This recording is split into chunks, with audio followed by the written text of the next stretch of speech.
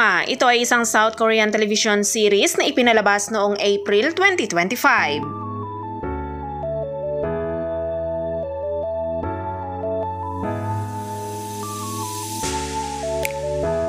Karma ay isang crime thriller series tungkol sa 6 na tao na nasangkot sa isang hindi inasahang masamang relasyon at sinisira ang isa't isa habang hinahabol ang kanilang sariling mga pagnanasa.